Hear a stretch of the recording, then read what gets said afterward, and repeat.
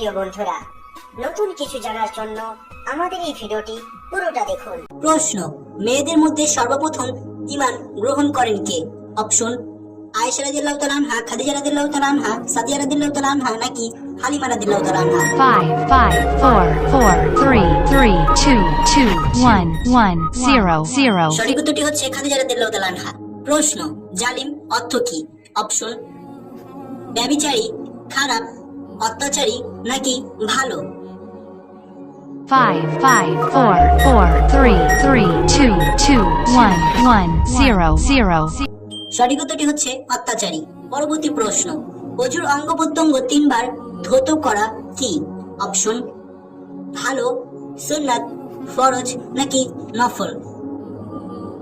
5, 5, 4, 4, 3, 3, 2, 2, 1, 1, 0, সঠিক 0. উত্তরটি হচ্ছে সুন্নাত। আপনার জন্য পরবর্তী প্রশ্ন, ওহী নাজিল করার দায়িত্ব কোন ফেরেশতার ছিল? অপশন: মাকাইল আলাইহিস সালাম, ইসরাফিল আলাইহিস সালাম, জিবরাইল আলাইহিস সালাম, নাকি মালাকুল মাউত আলাইহিস সালাম? 5, 5, 4, 4, 3, 3, 2, 2, 1, 1, 0, 0. সঠিক উত্তরটি হচ্ছে জিবরাইল আলাইহিস সালাম। পরবর্তী প্রশ্ন, জাহান্নামের সবচেয়ে হালকা আযাব কি? অপশন: সাপের কামড়, সবগুলো, আগুনের জুতো, নাকি তীব্র ঠান্ডা?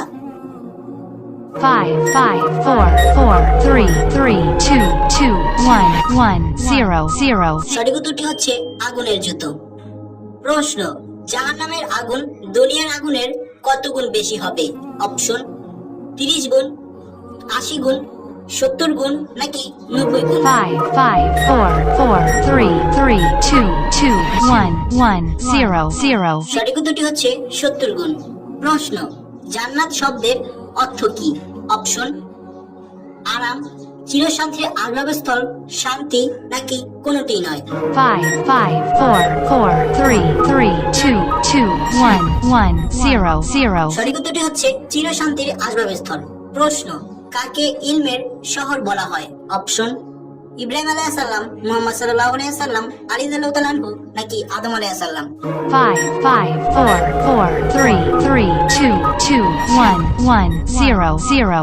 সঠিক উত্তরটি হচ্ছে মুহাম্মদ সাল্লাল্লাহু আলাইহি ওয়াসাল্লাম। প্রশ্ন, ইসলাম কেমন ধর্ম? অপশন: জঘন্য, পাপযুক্ত, শান্তির, নাকি অশ্লীল? 5, 5, 4, 4, 3, 3, 2, 2, 1, 1, 0, সঠিক 0. উত্তরটি হচ্ছে ইসলাম শান্তির ধর্ম। এখন আমি আপনাদের সাথে শেয়ার করব ইসলামিক 5টি হাদিস যা মহামূল্যবান। নম্বর 1, হযরত ইবনে উমর রাদিয়াল্লাহু তাআলা আনহু বলেন, আল্লাহর রাসূল সাল্লাল্লাহু আলাইহি ওয়াসাল্লাম বলেছেন, ইসলাম 5টি স্তম্ভের উপরে স্থাপিত। এগুলো হলো এই সাক্ষ্য দেওয়া যে আল্লাহ ব্যতীত আর কোনো ইলাহ নেই এবং মুহাম্মদ আল্লাহর রাসূল, সালাত আদায় করা, যাকাত আদায় করা, হজ আদায় করা এবং রমজানের সিয়াম পালন করা।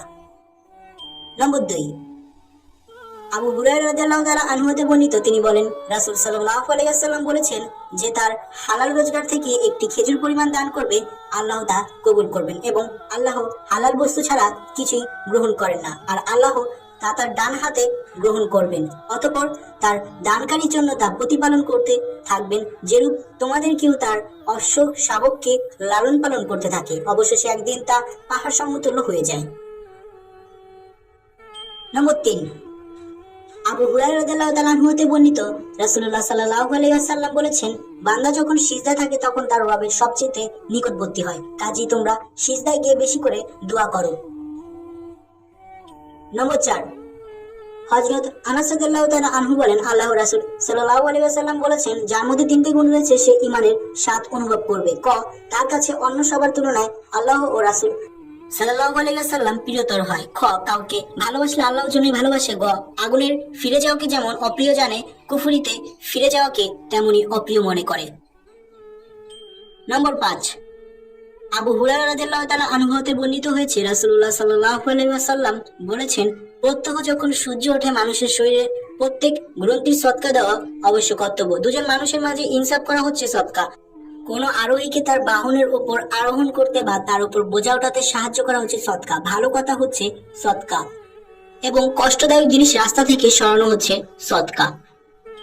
এখন আমি আপনাদের সাথে শেয়ার করব ইসলামিক একটি শিক্ষণীয় গল্প।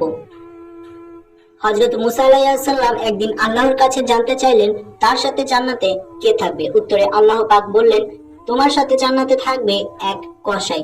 মুসা আলাইহিস সালাম অবাক হয়ে আল্লাহর কাছে জানতে চাইলেন, একজন কসাই তার এমন কি আমল আছে যার কারণে আপনি আমার সাথে জান্নাতে বসবাস করতে দিবেন? আমার অনেক জানতে ইচ্ছে করছে। আল্লাহ বললেন, হে মুসা, তুমি যদি তা জানতে চাও তাহলে ওই কসাইয়ের কাছে যাও। মুসা আলাইহিস সালাম আল্লাহর কথা মতন ওই কসাইয়ের কাছে গেলেন। দূর থেকে দেখতে লাগলেন ওই কসাই কি করে। কসাই মাংস বিক্রি শেষ হয়ে দোকান বন্ধ করে সামান্য কিছু মাংস নিয়ে বাড়ির দিকে রওনা দেয়। মুসা আলাইহিস সালাম তার পিছনে পিছনে যায়। কসাই বাড়িতে গিয়ে মাংসগুলো ছোট ছোট করে কেটে রান্না করে আর কিছু রুটি বানায়। তারপর ঘরে ঢুকে এক বৃদ্ধ মহিলাকে যত্ন করে ধরে বসায় এবং তারপর মাংস আর রুটি ছোট ছোট করে খাওয়াতে থাকে। মুসা আলাইহিস সালাম অবাক হয়ে সব দেখতে থাকে। কিছুক্ষণ পর তিনি খেয়াল করেন ওই মহিলা কসাইয়ের কানে কানে কি যেন বলছে, আর কসাই তার কথা শুনে মুচকি মুচকি হাসে। খাওয়া শেষ, কসাই বাইরে আসে। মুসা আলাইহিস সালাম তার পরিচয় গোপন রেখে তাকে জিজ্ঞেস করে, ভাই, ওই বৃদ্ধ মহিলা আপনার কানে কানে কি বললো যা শুনে আপনি হাসলেন? কসাই উত্তরে বললেন, উনি আমার মা। আমি প্রতিদিন এইভাবে আমার মাকে খাইয়ে দিই আর মা আমার কানে কানে বলে, আল্লাহ তোমাকে মুসা নবীর সাথে জান্নাত দান করুক। আর আমি আমার মায়ের কথা শুনে হাসি, বলি, কোথায় মুসা আলাইহিস সালাম আর কোথায় আমি? মুসা আলাইহিস সালাম তার কথা শুনে কাঁদতে থাকে আর তাকে বুকে জড়িয়ে নিয়ে বলে, তোমার মায়ের কথা আল্লাহ তাআলা কবুল করেছেন। আমি মুসা, যার সাথে তুমি জান্নাতের বাসী হবে। মায়ের দোয়া পৃথিবীর সর্বশ্রেষ্ঠ দোয়া, যা আল্লাহর দরবারে সরাসরি কবুল হয়। তাই আসুন, যাদের মা বাবা বেঁচে আছে তাদের খেদমত করি, আর যাদের মা বাবা বেঁচে নেই তাদের জন্য দোয়া করি, আল্লাহ যেন তাদেরকে জান্নাতবাসী করেন। আমিন। ভিডিওটা দেখার জন্য অসংখ্য ধন্যবাদ। ভিডিওটা ভালো লাগলে অবশ্যই লাইক করবেন এবং কমেন্টে জানাবেন আপনাদের কেমন লেগেছে এবং চ্যানেলটিকে সাবস্ক্রাইব করে দেবেন।